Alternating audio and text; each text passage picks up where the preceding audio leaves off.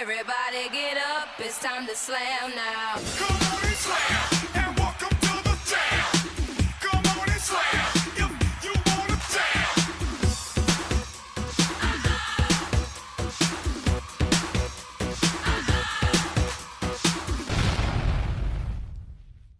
Poetry is indeed a powerful thing, but I had a guy once tell me that he didn't see what the big deal was about poetry. He said, it's just words, and words, they don't mean anything.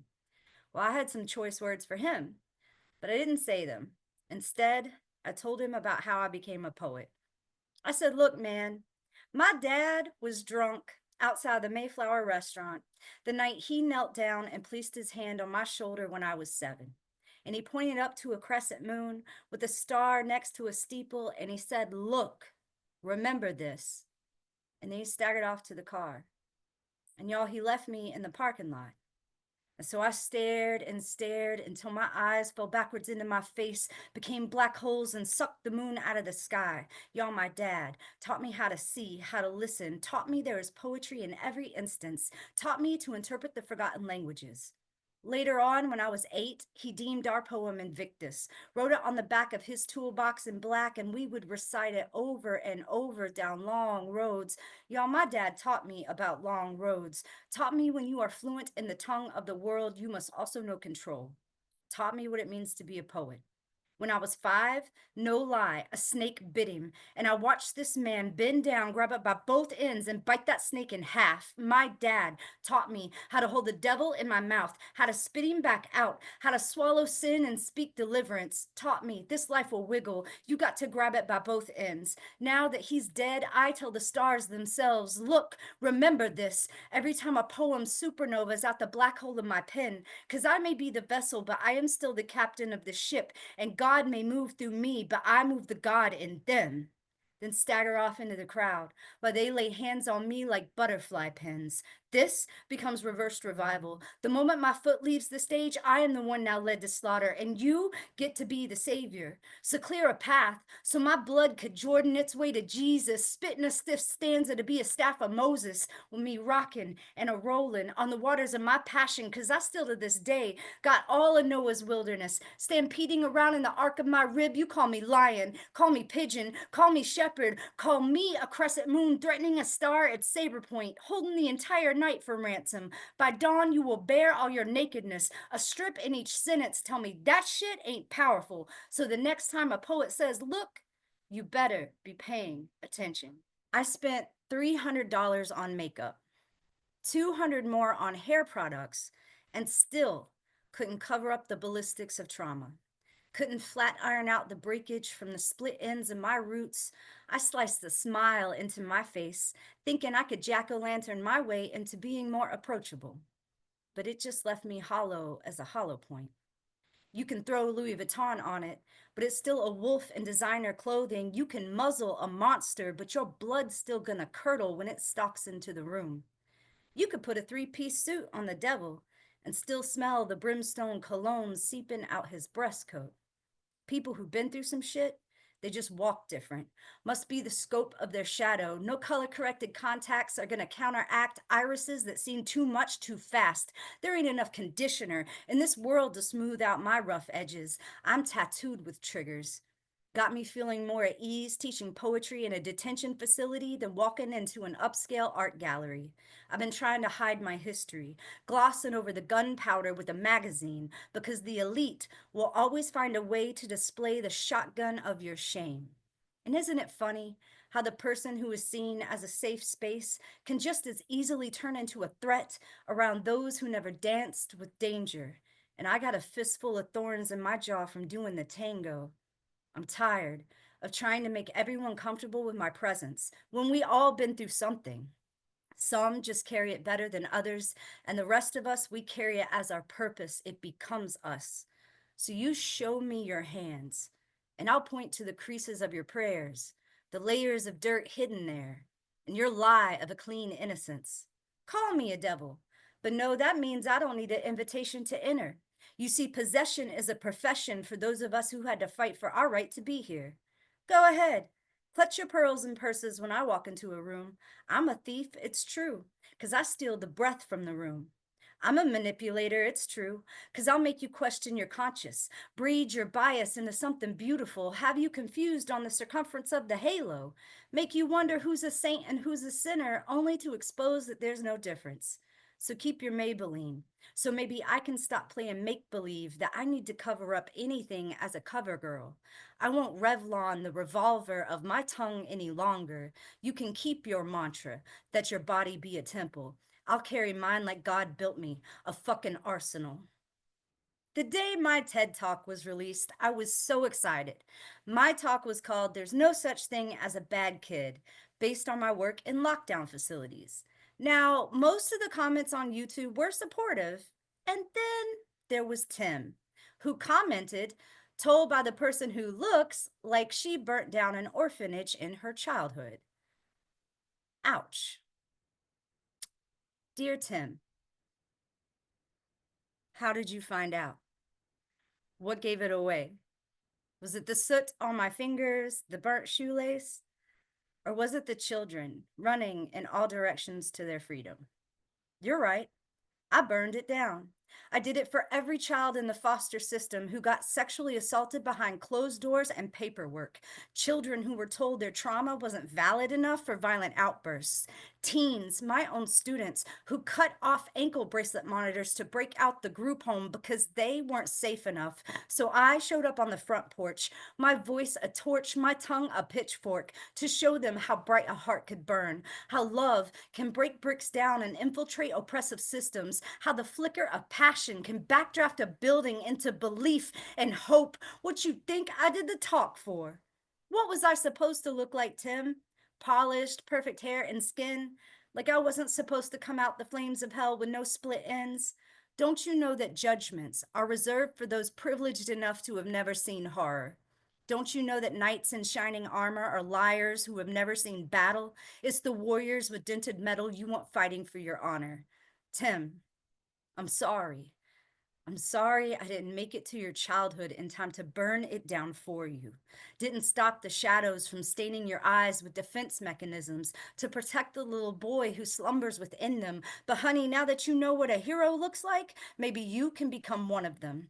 Tim, there's so many orphanages, and I only got so many matches I could strike at once. Maybe you could sit down your judgments, pick up a flame, and find your purpose. There's too many kids who need us. On average, a child is abused every 10 seconds. Y'all, so far in this poem alone, there's already been 12 of them. Tim, maybe you got a few blemishes, a few scars that shamed you into believing you had to hide them. But honey, it's okay to look like you've been through it. How else are little soldiers supposed to find the medics? Tim, I got enough love to gift you a box of matches, to uncurl my fistful of ashes and hold the hand of your inner child. Can't you see that it's the damaged ones like us that make a difference? So honey, please take my hand and let's go find your orphanage. He deleted his comment. Sad King John would like to say hello. Or Sad King John would like to confess. Or Sad King John would like you to know that he saw it, but he couldn't stop it. Or Sad King John would like to show you the fragments and tell you which elbow did the bumping and offer to pay generously for the damages. Sad King John would like to explain how he messed it up. Or Sad King John would like to apologize for how few lines he's written and how often he speaks them and how bored you all must be. Or Sad King John would like to smash it all to bits. Sad King John knows why they left. Sad King John would like to stop being so loud. Or maybe he's too quiet. Or Sad King John would like to stop saying stupid stuff when he was trying to be nice. And what does nice mean anyways? Or Sad King John would like to sing, but he doesn't. Sad King John would like to watch the city lights blink and hear the hum of the cars passing by and be still. Or Sad King John would just like to say goodnight. And y'all snap? No, stop. It's haunting. The sound for 7 Black babies whose legs were snapped by a nurse trusting in her care. They will never respect Black bodies. From the NICU to the morgue, broken bones and broken egos, Black babies born into a world that refuses them welcome, but a rough and hurried goodbye. If they are lucky, their funeral will be a service and not a spectacle. I want to know why the melanin in our skin makes them think us inferior. Why they're so scared of the dark when their demons come out in the light every day, a new headline, a new form of lynching, a new definition of justice. If our Black was blacking out the way they claim, Zimmerman would not be walking free, signing Skittles like shit sweet. I could name a million others. But I know if I ever end on the receiving end of a bullet, they will use it against me. The way we always deserve it.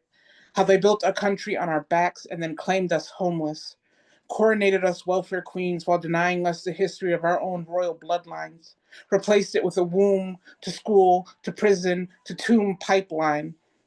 Our Black babies, given blunt force trauma as their birthright.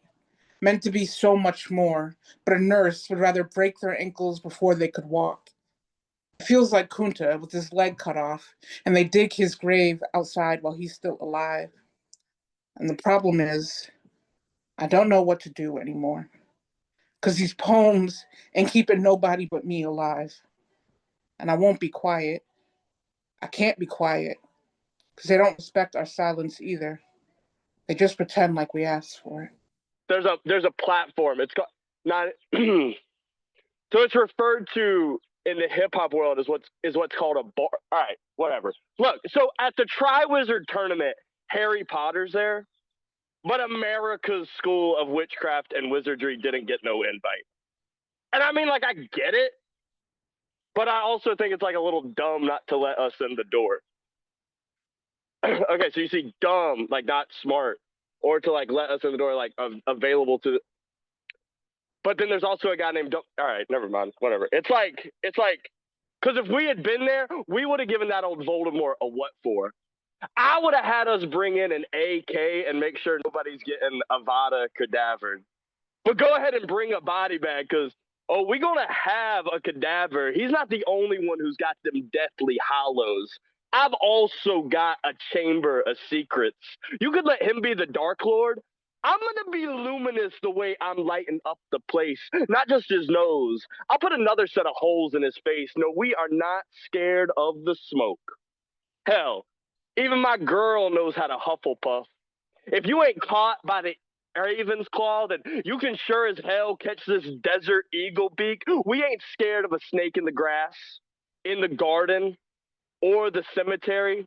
I may not got 3 heads, but I still got that dog in me, and no, it ain't goofy. My cousins and me done proved some of us really can fuck around and not find out a goddamn thing. Look, I heard what you done did to that Potter boy's daddy, to him as a boy, but to mama, man, I don't like you. Our girls around here been used to catching copperheads, and you about to catch some brass ones. Oh, a cruciato. Oh, I'll tell you where you ought to go is get lost.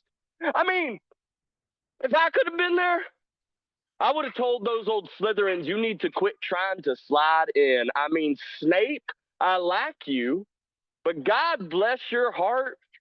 Man, she's just not that into you. Now, my pastor ain't gonna like me saying this, but Snape, sometimes the best way to get over someone is to get under someone. And that old Bill Trowrini, well, she's cute as a button. She's a half-blood, and you're the half-blood prince, and neither one of you is half bad. Now, me and Seamus ain't gonna miss when we brandish more than our fists and then crack a fifth of moonshine that even Lupin could learn to love. Sound good? Well, then let's do it. We'll show this old Tom how to bang, bang, bomb, bomb, and that's the deal. Because that goblet's not the only thing that fires. You know, after the party, it's the after party. So riddle me this, Tom. Can you hear that rattle? Let's put this demon to death, and you are all invited to the potluck. We will eat some of Mama's angel eggs. Oh, yes, in my house, we call them angel eggs because we don't give the devil nothing.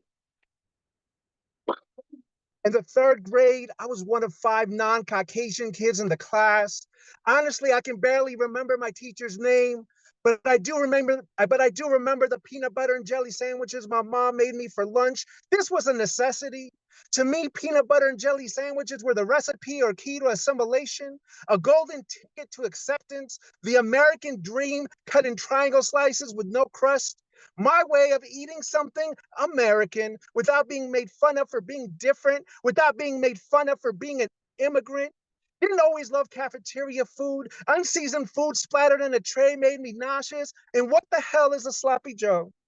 I cautiously used to sit around the table while kids treated their lunch like Pokemon cards, using them as currency to get something better, while kids asked, "What'd you eat for dinner last night?" Hoping they would never get to me, while wondering what they would have thought of the ají de lengua I ate the night before, curious if they would have asked if the cow's fiery tongue licks your face while you eat it. But my favorite was carne asada con arroz, marinated steak resting on a bed of rice while being caressed by onions and tomatoes, wondering if they saw my mouth water on the school bus going home from anticipation, wondering if they knew that I actually loved being Latin but was afraid to show it. As I got older, who knew school lunch would come up again? That is until my daughter turned 8 and my wife wanted her to take leftovers. I said she doesn't want to take chicken and rice. Kids want ham and cheese, Capri Suns, chips, and chocolate pudding. The cornerstone of an American lunch. Not realizing that maybe my daughter was more involved than me at the same age. Suddenly, my friend's snapshot of what happened when he brought a bean sandwich to school floated in my head like recyclable plastic, picturing the beans seeping from the bread like an oil spill. Ooh, that's nasty, is what they told him, so he never brought it again. That didn't exactly happen to me, but I remember the alpaca wool sweater my mom made me wear to school at age 12, the way it felt like a broom caressing my neck, and how the kids at school broke out laughing like an episode of Def Comedy Jam. Honestly, it seemed like I could never really fit in, never truly feel like I was an authentic American. But what does that actually mean? To me, it means watching wrestling with my dad on Saturday mornings with old school salsa blasting in the background, being awestruck as Macho Man lands a flying elbow drop while eating empanadas de queso with powdered sugar on top. It was also rooting for Bolivia at the US World Cup and screaming at the top of my lungs until my voice left my body. See, I didn't learn until much older. It's possible to be both Latin and American. It's possible to balance both cultures like a circus performer riding a unicycle on top of a wire. It's possible to be proud of my mestizo features and want my children to be raised in the same Northern Virginia neighborhood I grew up in. It's possible for my English to tower over my Spanish and still be Latin America.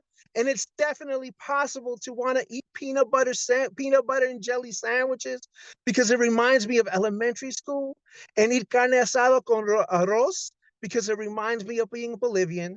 I don't know how many of you battle internally with your faith, but I have to ask, how do you bow your head in prayer when your soul still wears handcuffs? Where every plea sounds like a confession, every whisper feels like a sin forgotten to repent for. My faith feels like it's on probation, checking in but never checking out. I'm told God gives rest to the weary, but what if I've been running from rest? Afraid of what silence will show me, revealing where I'm held together by fear, replaying failures buried under fake strength, reminding me my peace feels foreign when I've been fighting my whole life. Some days I feel like I'm just one unanswered prayer away from being broken, like I'm breaking parole. Like heaven's courtroom has my file stamped condemned and complicated, where every setback feels like evidence stacked against me. You know, Exhibit A, your mistakes. Exhibit B, your doubt. Exhibit C, your heart trembling before storms. I've stood in pulpit of my faith, preaching sermons of survival with scriptures I've forgotten to believe in. It's hard to praise with shackles on wrists and worship with a wounded spirit. Maybe faith's key I've forgotten I was holding. Maybe grace's voice is calling me worthy when shame saying I'm guilty. A soft reminder mercy isn't bought with perfection. It's given even when your heart feels unkept. Maybe rest isn't absence of struggle. It's courage to let go before pulling under. Well, tonight I'll bow with my burdens. I'll let them fall like broken chains. No more wearing guilt like a crown of thorns or cross I'll never was meant to bear. No more pleading for peace as if it's locked behind heaven's vault. I'll wear it. I'll wear this cloak. This war between me and my soul is over. Victory doesn't always look like a battle cry. Sometimes it's just sound of breathing again, where only chains left are ones you finally chose to break. Rest will no longer unsettle me. I will kneel, not in surrender, because I've been held by grace all along. So let the quiet come. Let it wash over my weary soul until I remember, even when I tremble, I'm still his. Just superstition. What's the definition of good and evil? Guilty people packed into steeples, praying to their God, fingers crossed. What comes next? Redemption from the DEVIL. I don't want to go to hell. God, please save me from myself. Big crosses, big crystals, big onks. I'm a big kid now, kissed by a succubus, gifts for the ancestors, drowned by a Baptist, knocked out by a hypnotist, redeemed by an exorcist. Don't tell Sky Mama I did this. I'll go to hell for this. Then again, it's just superstition. Just superstition. Superstition just kill you. You don't believe it, but they do. Nailed to the cross like the Bible. Blood sacrifice like an ancient tribe. Not so modern warfare. Praying to their God they survive. Which path is right? The cross or the Ankh? The pentacle or the Bible? Sacred symbols, too complex to decipher. They all look the same without glasses. I rinse out my eyes and I can't tell the difference. It doesn't matter your religious preference, as long as you don't worship Satan and pay your taxes, because at the end of the day, we're all God's children. There have been words left unsaid. Words that that I feared would hurt more than heal instead. Words once whispers, now ringing in my head. Words that have rendered me sleepless in bed. Words that kiss softly, but hit hard like lead. Words deserving to be finally spoken rather than being read. So dig this. I dig you more than Diglett digs diggin', more than Lickett tongue digs lickin', more than Hitmonlee digs kickin', more than Jigglypuff digs singin', and that's just the beginning. And I've been itching me spitting this truth, but I've been needing time to be gripping reality, sticking and landing from after spinning and swinging from one mistake to another, no kidding. So at this time, please listen. You're only going to miss 100% of the shots you don't take as the story goes, but there's something about you, though, that makes me glow. It's like you have this comforting energy and the right flow and this sense of humor that keeps me on my toes. I just like the idea of getting to know each other more for show. Hey, yo, I wish we'd gotten to know each other long ago. We have potential to sprout and grow, and we don't need any miracle grow for this mofo. So know this. I want to make you feel alive in the ways you have made me. to feel like every day holds so many opportunities, to feel the magic through the chaos so vividly that every breath you take feels as if you're achieving spiritual immunity. And I've been wishing that there may be a chance to see what it could be if we could agree to take time to build more familiarity and perhaps be there enough to play with our chemistry. Let's be scientists and challenge some theories that may drastically change our trajectories towards a shared path of blissful longevity as we strive for something resembling serenity. And with all that being said, I hope I didn't just scare you away. But if you have the interest in a time of day, please stay. Allow me to show you the way and reassure you that everything is going to be okay. In the vast cathedral of my despair, where the shadows sing their hymns of void, I walk, barefoot and bleeding, on shards of forgotten dreams. The air hangs heavy, viscous with the weight of nothingness. Its silence, a lover's whisper, a promise unbroken by hope. Once, I sought meaning in the amber glow of sunsets, in the trembling hands of lovers whose names faded like mist upon my lips. But now, the stars above seem but cold punctures in the fabric of the sky, pinholes in an abyss that swallows all light. I have married my heart to the yawning maw of the void and its embrace. I find solace, not warmth, but truth. Its touch is not soft, it is jagged, slicing through the fleshy mirages of purpose, laying bare the exquisite cadaver of existence. I press my lips to its ashen pallor, its breath a searing frost that burns and heals.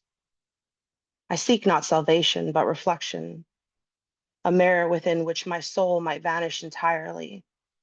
I crave a man whose eyes are twin abysses, who sees the grandeur and collapse, the poetry and decay. Let his smile be as cruel as the blade of time, his voice a dirge for all that is and will never be. Together, we would walk through the bone-strewn garden of eternity, plucking the withered petals of hope, cadaverous blooms. His laughter would echo like a last shattering note of a requiem, a symphony, composed for the annihilation of all dreams. Oh, how beautiful he would be in his desolation, a creature fashioned from the dust of obliterated stars. His touch would scorch, branding me with reminders of my own impermanence. His words would drip like venom, each syllable a eulogy for the lies we tell ourselves to endure. In him, I would find a perfect symmetry, a reflection of my own acceptance, my own surrender to the elegant entropy that dismantles all things. Together, we would light a pier of meaning and dance around its flickering corpse until nothing remains. And in the end, when our forms dissolve into an unrelenting darkness, I will hold him still, my nihilistic muse, my beautiful ruin. For what is love if not the recognition of shared voids? What is eternity if not the final, eternal silence we are destined to embrace? Let the world collapse into its final breath, a shuddering gasp swallowed by eternity. We have found each other in this wreckage, not to rebuild, but to carve our names into the bones of the dying cosmos, to ignite the void with a flame so dark that it blinds. Let the ash settle where it may. He will stand there, unyielding, and I will linger, a ghost on the edge of his shadows. We are not whole, nor broken.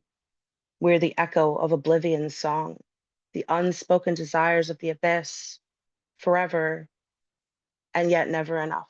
We embraced our shadowy desires, even as the silvery moon swallowed the night with its luminance. I was 21, and in a strange land, she was young, beautiful, her Ghanaian ebony smile, hugging my heart's fire with its allure and charisma. Our emotions danced in the intense quiet of the night, even as the stars shone vibrantly with the joys of our encounters, twinkling on high, shooting messages with flares for Andromeda to celebrate the artistic arias of her rhythms. In the quiet hush of this wintry night, we blanketed our nakedness with the warmth of a fiery breath, whispering I love yous to the engaging elements. She saying me do wo papa, je t'aime, yo te quiero muchísimo, nakupenda sana. I love you so much, as our hearts merged in delight. Long and difficult was the journey, painful was the agony of separation. But now we shared our warmth in the stillness of the night, and our breaths rushed with desires encountered. Senses heightened, we embraced into an affinity as nights and moons, nuestro amor, or love, smelling of lilac lavenders, adorning the floral aesthetics of the room's ambience. My sweet Nubian queen, you're the spinning carousel of my happiness. Discarding inhibitions in darkness, we became lost in our Garden of Eden, wrapped tightly in stifling air. Even as time faded, we going beyond horizons to previously unknown delights. So many colors in our memories. The salmon hue of rainbows, the lapis lazuli of the silver sky, sunsets mesmerizing crimson, and even the glorious nebulae revealing our curves with a canopy of light. Who says there is no melody and rhythm? Our bodies danced as if seduced by the bewitching notes of the songs of Solomon, fingers and palms perusing everywhere, painting calligraphy on the heat of our passions, more sublime than Egyptian princesses. Our pace, slow, deliberate, teasing, picks up, drowned only by the jasmine aroma of our chocolate labors. Glint in our eyes, we smiled alluringly as Marvin's Hagamos el amor esta noche, let's make love tonight, resonates in tempo to our tempestuous shadows. Mirando a través de las ventanas de mi casa, the heavens covered our darkness, we blend into the dawn like sunrise does to daybreak, seduced into revealing our silhouettes by the allure of spicy and turbulent cravings. Way into the corridors of our intentions, I played with the olive gleam of a melanin tone as we merge, breath kissing breath, saying everything, speaking nothing. Now I can smell our flames of emotions to the brim in this, our timeless moment of love. Not so long ago, doubt affected my ability to ascend, and love's mountains seemed too rugged, too steep to climb. So I remained at the bottom, dripping the pains of misery and despair. Ahora, la gracia del amor, I'm on the ascendancy, and the sweet breeze of redolent oils in which we bathe here takes us into what was once unfamiliar territory, known only to the goddess Venus. I know that the perennials has covered us with genius. For esta noche, we are creative artists exploring the dizziest of heights. My parents fought like a shuttle back and forth in the weaving of my childhood, each insisting how beautiful life would be if I would just follow the plan. But instead, I dodged and darted amongst the darker threads of their poisonous narrative, staying just away from the sharpest points. What an amazing tapestry we might have woven instead of this great and hopeless knot. They're gone now, and I can only scratch at the looser strings with bloody fingernails and hope the conqueror with his sword finds me before the fates see what we did to their loom. Do you know where the wild things are? I ate them. I went to where they were. They rolled their eyes and gnashed their teeth. I held them down and I devoured them. The wild things. They tasted like scared children and night terrors. I wake inside a man who greets me with disappointment. I lift up my words and he shakes his head. He holds my face in these verses, shows me all the places I did it wrong, until I swear that I'm ashamed, that I'll be silent. I'm trapped inside a man who knows my dad was right, and I don't have any hustle, and I don't have any heart. I'm not even trying. For my wickedness, I labored in rooms full of rotting boxes that couldn't be sorted, stacks of moldering paper that couldn't be moved, and the fetid smell of fresh shame mixing with the old. I wonder if I will ever be strong enough to divert a river through my heart to wash away the filth and end these wretched thoughts so I can start again, clean. Turning the corner on a familiar street, I encountered myself when I was just a boy, walking headlong into the storm. And I wanted to shout some warning, share some wisdom that would spare him from the wind that batters with words. But I never did learn how to dodge a lightning bolt. And this charred heart doesn't hold any answers. I only survived the ordeal, I never mastered it.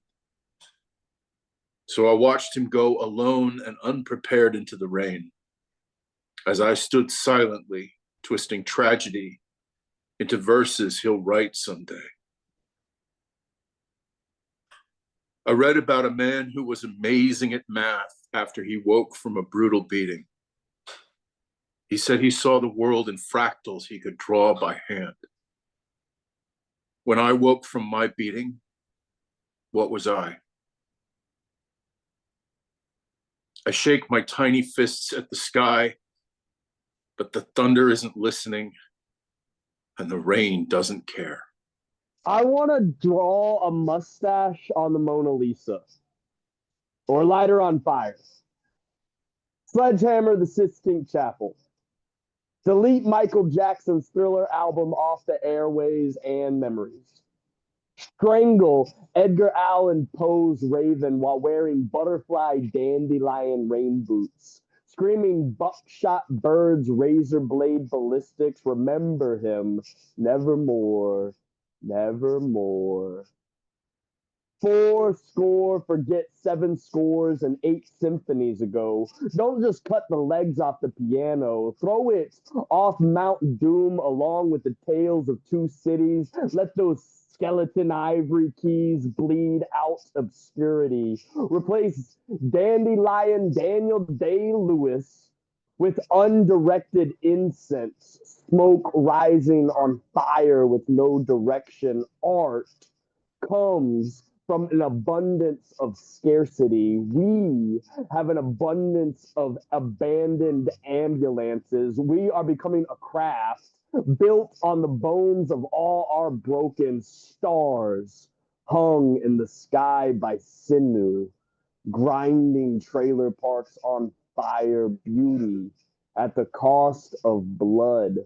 Pied Pipers playing the rat race tune. The cost be our children dancing with the black and blue halos. Who knew the cost could be so high? So high, Kurt Cobain high, snorting pixie dust. Cocaine can actually show you how to fly without them happy thoughts. But who needs cocaine when we got codependency? Tie our ankles together. They tried to make me go to rehab, but I said no. No. No. We have been convinced to produce in our lives at a speed that life was never meant to be lived at. Productivity faster than our produce. So wherever an ear has been cut off of a creative, anytime art was valued over a good night's sleep, when the project was more important than the people living in it. The shame of an artist is to think their craft is more important than the people they are creating for, more important than themselves. Do not be black holes of combusted concrete, jackhammering your joy to create cardboard pinatas. I want to die without any scars, but it's too late for me. It might not be for you, for our children.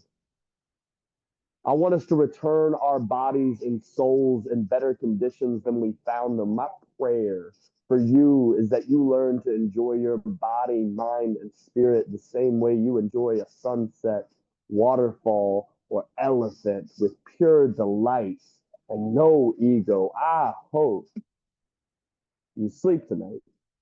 I admit I may be toxic, or it's the Virgo in me always seeking perfection, afraid of failure. So I leave before you get the chance to, or I stay long enough to make it your fault. How dare you be the person I met?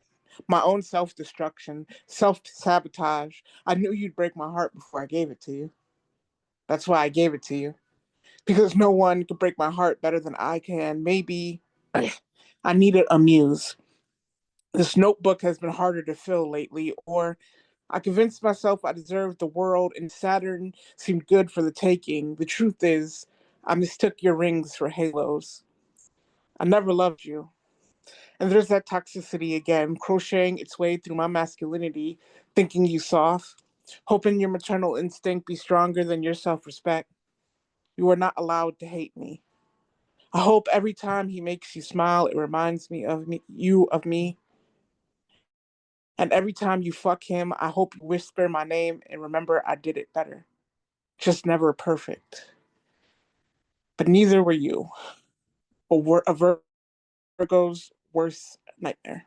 You ever watch someone you love wither away in shots of poison, lighting up like candles on a cake they'll never get to cut, overdosing on dreams and calling it coping? I do. I watched my brother turn into a ghost I can't pull back from grave. He wasn't always like this. There was times when his laugh could shake a room, when his eyes still reflected sun before highs robbed him of gravity. Now his breath smells like lost memories, fingertips crumbling like ash. Every reunion we have is rolling dice, wondering if this hug's the last time he'll feel real in my arms. I watched him wear regret like old dreams, holy fabric where hope used to fit in. I see a boy who used to be in ways he stumbles through his own shadow. Somewhere between second chances and withdrawal, he carved his own fate in smokes and ashes. I wonder, did it hurt less when he fed his system poison instead of his heart? I've seen him nod off mid-sentence like weight of living became too heavy to hold. His silence wasn't peace. It was resignation, a slow surrender disguised as stillness. Our house reeks of memories never talked about. Carpet holding secrets where dreams dissolved. Trail of long nights where he promised to change, but promises burned out quicker than cheap lighters in his pocket, shattering intentions. Mom still prays with her eyes closed, though. I can't anymore.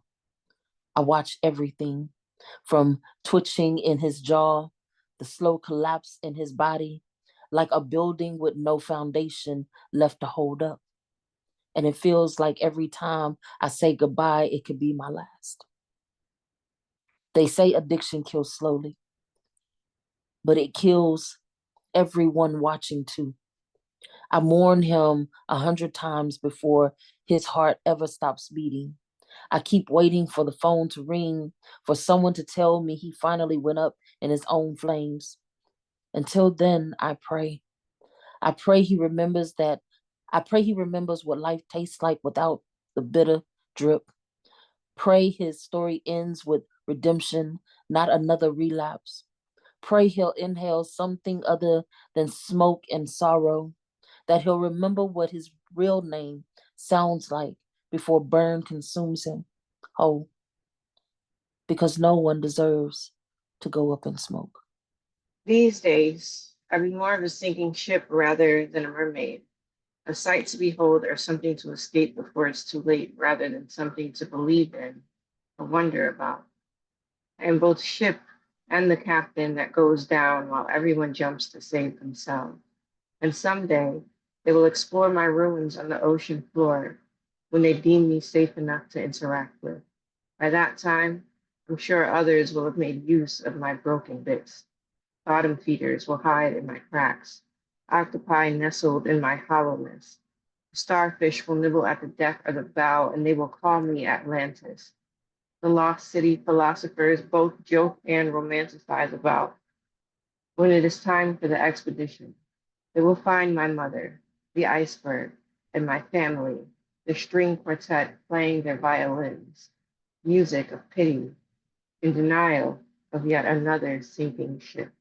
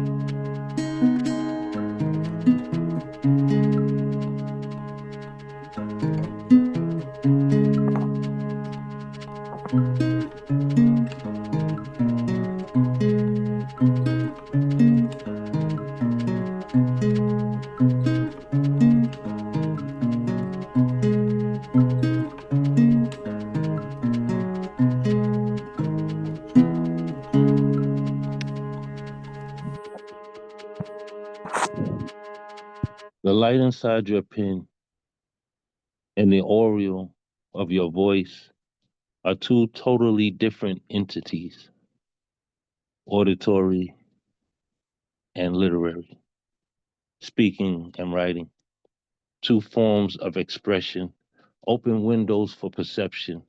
It's a difference between recording and publishing, although the words sound in your head when your wrist is at work before it ever reaches your ear. Is life lost to written down thoughts? Is it given to those that are spoken, the willingness to be free? They say the best kept secrets, penmanshiped inside books, dungeoned in a binding, where a mind will be less likely to seek.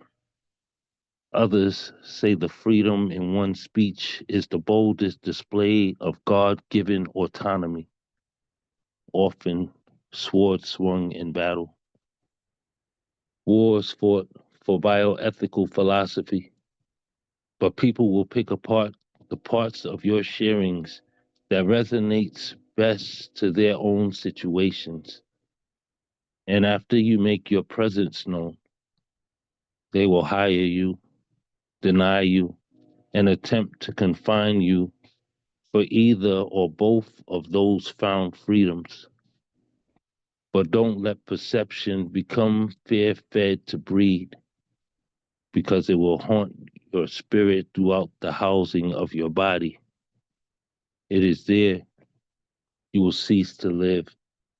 When an impression has killed your willingness to drive, and only in your keep pushing on will your inner shine survive.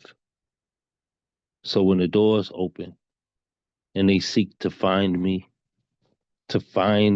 or confine me, I know it'll be because they couldn't silence me, nor erase my writings, stone hinged in the minds, ears, eyes of my colleagues.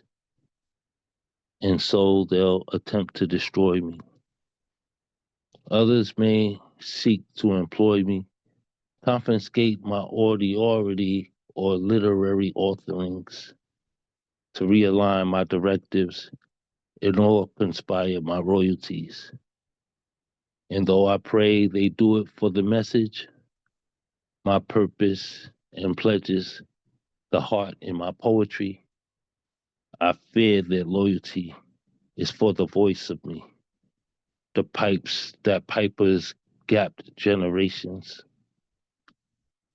But I promise, when I am done, not even AI will be equipped to mimic my vibrations. Fly. I wish to fly. No, I wish to dream. I wish to soar above all the mental and physical limitations put into place by authority that are meant to keep us down. Fly. I wish to fly. No, I wish to be fly, a visual representation of sophistication, a manifestation of a feeling that I am on the cutting edge style-wise, having less to do with expensive clothes and more to do with blending colors faultlessly like a skilled painter does on canvas. Fly. I wish to fly, but not necessarily with wings. Though if I must, then let it be long and pointed like a peregrine falcon and move at speeds higher than 200 miles per hour while I swoop down for salmon, swiping it from the claws of my opposition, also known as my ops. Fly. I wish to fly, but not like blood-sucking insects circling around garbage and feces derived from maggots that often feed on the deceased. Instead, let me fly like a mythological creature like the griffin, except I have no intention of guarding anyone's gold. Instead, I'd spend my free time battling manticores. Fly. I wish to fly, but not like a legendary superhero with a bright red cape who was born on a distant planet. Instead, I prefer to wear a long black coat like Neo from The Matrix and sport dark sunglasses, flying over endless concepts that enslave our mind and practicing Kung Fu as my primary form of calisthenics. Fly. I wish to take flight like a 747 jumbo jet, flying 40,000 feet above sea level over the Bolivian city I was born in, where the mountains kiss the sun. Or maybe instead explore space like the Atlas V, landing on a crater in Mars. But I think I'd also need to reach new heights of spiritual awareness and attain a sense of enlightenment and purpose. And I do it without wings or a cape, just a sense of understanding that we can all fly higher than we think we can. It's called a sensation, a reasoning that we all have the ability to fly, just some of us forgot how. Oh, Mumsy, beacon of light, render my hunger out of sight. I think you gave me the wrong Wonka chocolate bar. But the definition of wrong can be subjective. I feel fine, just abysmal hunger swallowed me whole, mother. Oh, Mum, my tum-tum needs a little yum-yum, so give me some of that fun for my tum-tum. I want to be gobbling on some cheddar goblin mac and cheese, please. So give me soup, give me fries, give me some burgers from Five Guys. Ooh, yeah. Ravioli, ravioli, feed me all your cannolis. Me wants honeycomb, me wants cookie crisp, me wants Chili's baby back ribs. Mother, I wish for crab rangoon. Mother, the rangoon, mother. Do I need to embarrass you in public yet again, mother? Do I need to have to gaslight you to think you aren't a good mother so I can get my proper helping of Rangoon, mother? Why must we exercise such measures onto you, mother? I'm only just a young lad who's looking at pasta salad the same way Dan Schneider looks at child stars or the way thieves look at expensive cars. I'm hungry and I cannot control myself anymore, mother.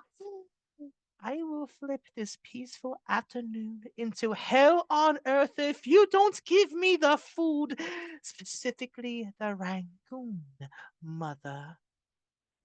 And if I have to repeat myself one more time, mother, so help me God, in the name of Rangoon, there will be nobody to blame but yourself when the inevitable occurs. If we don't feed this belly, the Rangoon, mother. Feed me the Rangoon. June 6th, 1984, my birthday and the day the game Tetris was released.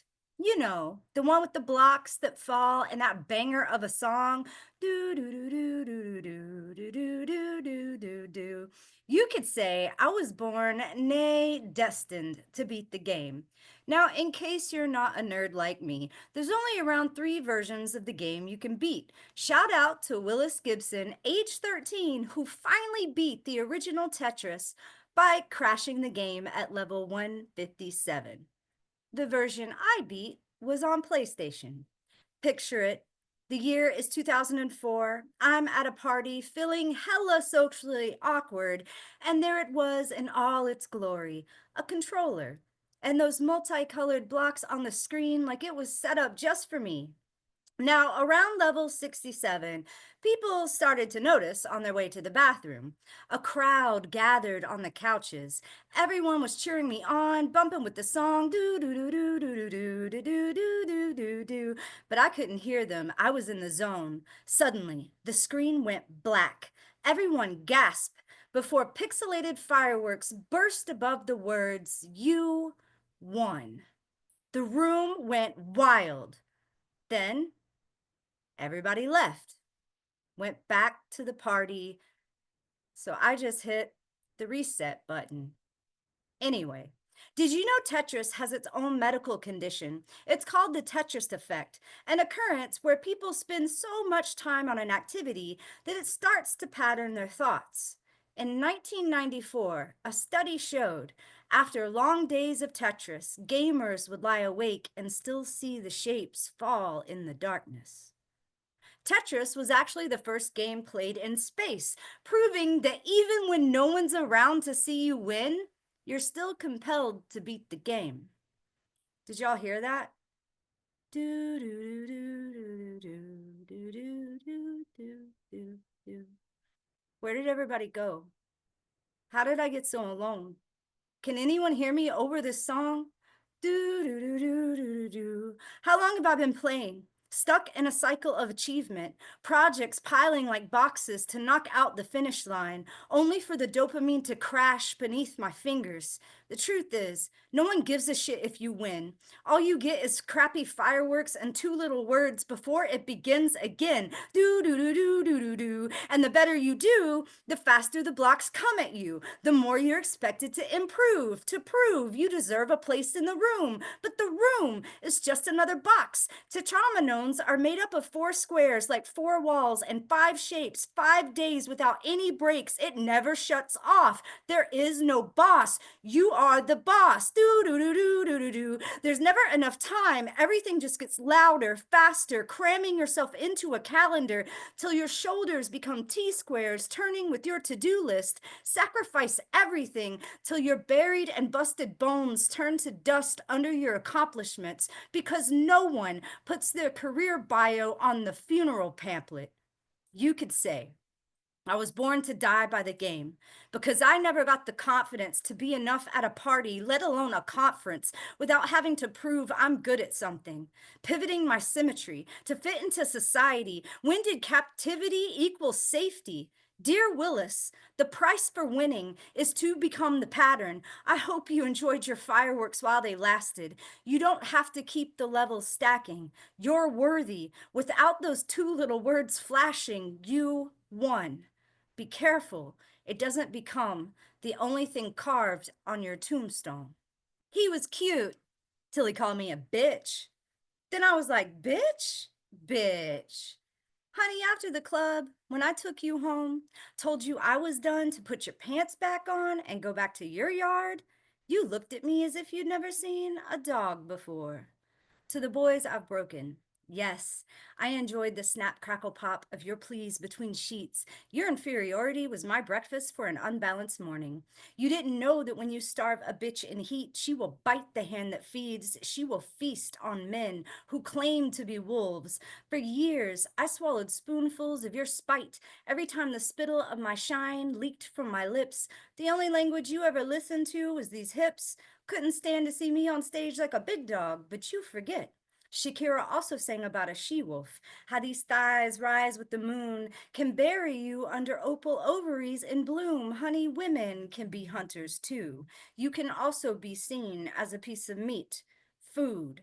I have told you not to come in here unless you ready to ride bareback on barbed wire, cause my love be a junkyard and this bitch be a Rottweiler. I have collected every crash Casanova collision from boys who tried to crush me in their crushes, tried to leash me to a house only big enough to lay down in, tried to Stepford wife me into a picket fence. I have mangled every muzzle you have clasped on me in fear that I would bark back up your bones. Didn't want to admit, you offered your own body up. The only thing you ever caught, dog catcher, was feelings. Didn't you see my hunger? Recognize that as your own? You know you could see the ribs of a bitch who's starving. Did you want to take your rib back? Are you mad that I took your spine instead? But wasn't the taste of the kill delicious? And wasn't I the beast you always wanted?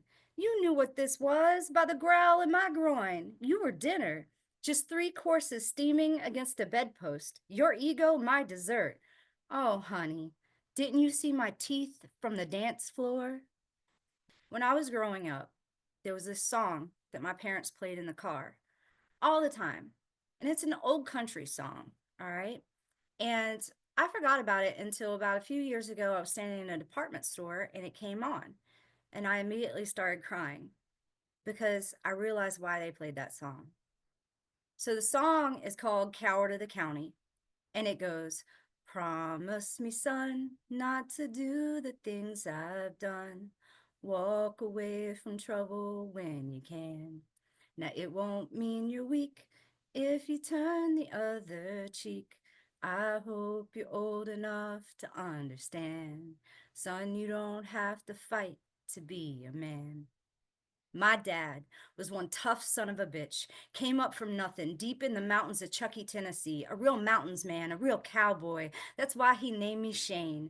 And I was a daddy's girl all the way. Yo, one time when I was 8, I saw him stab an undercover cop in the eye with a hunting knife during a poker fight. It was wild. I even got to see part of the trial. When I told this story just as passionately to my half-sister, she said, oh my God, no child should have had to have gone through that. That's when I realized the memories I thought were badass were trauma, explained years of my own violence. When I was in high school, I wanted nothing more than to feel the clink of teeth across my knuckles. Violence became a language, was more than just a habit. My dad, he had this habit of walking into a bar and yelling, which one in here is the biggest, toughest son of a bitch? And one night, y'all, a man told him he'd go get his gun and we'd see who the biggest is. The way I heard it is, my daddy calmly nodded his head, walked to his truck, got his gun, and shot the man dead. I didn't get to see that trial, but I remember daddy being gone for a while and mama being afraid. You see, in our family, fear shows itself as rage. Plot twist, that man actually got off on self-defense, but they say there's still another body buried somewhere in the mountains. Years later, I found out my biological mother stabbed her ex-husband. And I'll tell y'all a secret. I'm terrified I'll end up in the same situations as my parents, trying to untangle trauma from tradition, generational curses from lineage. I really need God to respond to my text messages because I got one hell of a question that might carry hell with it. If a person is capable of murder, do you think it's hereditary? They're doing studies on the murder gene. How much of my DNA could be linked to a DOA, an RIP. I got trust issues with my cell tissues because there's still a part of me that feels weaker without the anger. Thinks that if someone is upset at me, they're coming. Because in my family, that's exactly what it meant. So what's the difference between paranoia and threat? Is it a lie to cry wolf if you actually believe the wolf is coming? And the irony is, most days I feel like the wolf thrown to the humans, trying to live in a world that operates the opposite from how I was raised, look myself in the face and not see a cascade of caskets, my pupils, 2 barrels in front of 2 itchy trigger fingers. Plot twist, the kid born into the gang gets to go free because daddies don't survive long in this environment. I just have to worry about the blood backfiring in my bloodstream, handed down the haunting of all the men my daddy killed till it becomes a prayer I sing for peace. So promise me, son, not to do the things I've done. Walk away from trouble when you can. Now it won't mean you're weak if you turn the other cheek. I hope you're old enough to understand. Honey, you don't have to fight to be a man.